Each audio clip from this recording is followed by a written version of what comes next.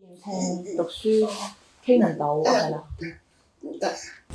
老師是讀我有個態度，老師必睇考試，還有飯我唔會講。得㗎，唔知你講乜嘅？佢蘋果拍拖，差唔多個口型嘅。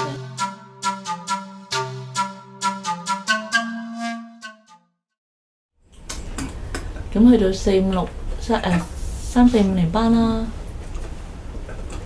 咁老師一路用口語教我啊，講嘢啊，咁我都好驚。咁但係同朋友咧就即係用手語玩，好開心啦。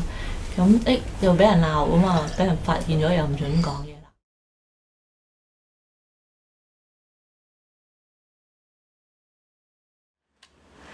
第二屆國際聾人教育會議係喺1880年嘅意大利米蘭舉行。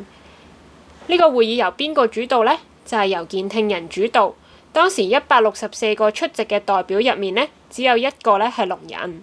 呢個會議通過咗口語教學係比手語教學更加好，仲議決咗呢聾人學校以後呢要禁止手語。自此之後呢，世界各地大部分嘅聾人教育都轉咗用口語教學，開始咗好多聾人痛苦嘅經歷。一直呢去到2010年，國際聾人教育會議先至正式宣布否決米蘭會議嘅決定。佢哋承認呢個決議係歧視同埋違反聾人嘅人權嘅。喺70年代之前呢，香港曾經有過好多唔同嘅私營或者政府資助嘅聾人學校，有一啲聾校禁用手語，但係呢，有一啲呢就係由南京嚟香港、上海嚟香港嘅聾人開辦嘅，佢哋着重以手語教學。不過無論係邊一種，只要當聾童聚埋一齊，就有機會發展或者學習手語，亦都係香港手語嘅源頭。見其他聾人咧用手語傾偈咧，好開心噶喎。咁啊，大家啲手語咧都係好中意用手語傾，慢慢咧就多咗手語啦。喺學校咁老師係，但以前咧係唔俾學手語嘅，就喺學校裡面咧。頭先所謂學手語咧，都唔係課堂咯，都係小息嘅時候咧同人傾偈咁樣，係一路奀皮咁玩。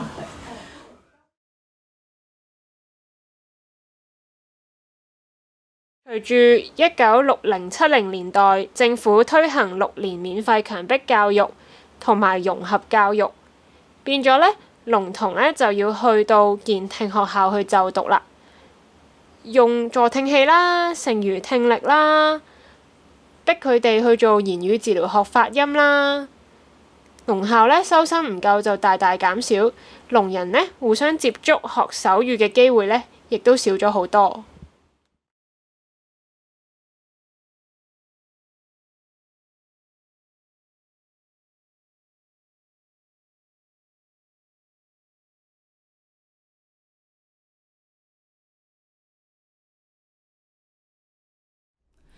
譬如爸爸媽媽逼我要讀健聽嘅學校啦，我真係咩都唔知㗎，真係學唔到嘢。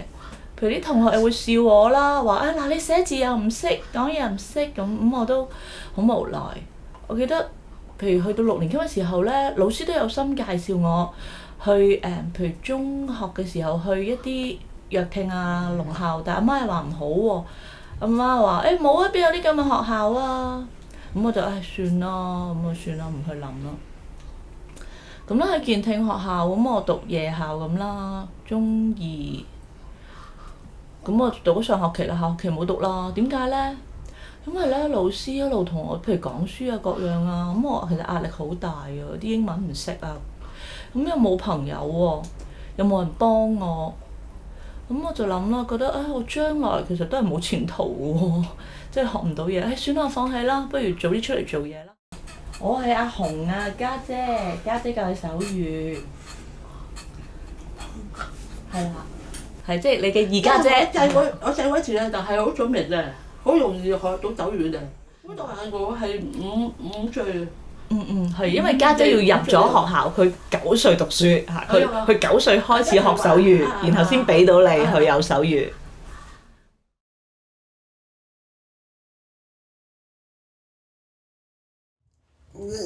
12歲就轉校咯。10歲嗰陣，讀得唔好啦，咁就轉聾人學校啦。因為學手語咧辛苦有冇㗎？都少少喎，辛苦喎嗬。但係你都進步，學得好快。麻麻地啦。係有時。係啦，即係傾唔到啊！即係有時傾唔到啊，就有呢個手語啦，我都唔知點譯出嚟嘅。呢個叫做左右手唔協調，呢個係語塞咯，即係好似唔知講啲，唔知用咩説話表達係啦，失語咁啊。一下我參加手語農福係咪啊？參加係啊，其實係中午嘅時候去西營盤嘅農福嘅中心學手語，媽媽同我都一齊㗎。咁咧當時係全部係健聽嘅人學手語，我係聾人係啦，學費一樣冇平啲，冇咁就繼續學。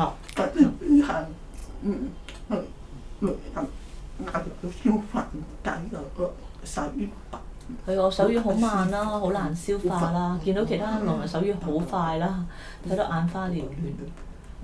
跟住慢慢到而家普通 OK。睇到我一個睇到我咁少，第二是必須咁少小學第二是必須我呢度女人是被女人睇到必須有發泄，有第二是冇發泄啊！咁少，第二是有發泄，我係想必須發個想寫歌，第二是寫歌。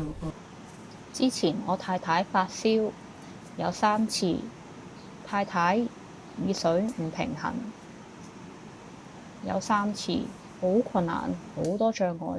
由屋企搭 lift 到樓下，叫保安員幫我打999，叫救護車，然之後坐低等，然後嚟咗3個救護員，溝通好困難。佢哋問我咩事，我話佢耳水唔平衡，就幫佢做檢查，然後即刻抬佢上救護車。然後救護員問我身份證，溝通好似好困難，好有障礙，冇人可以用手語溝通，好困難。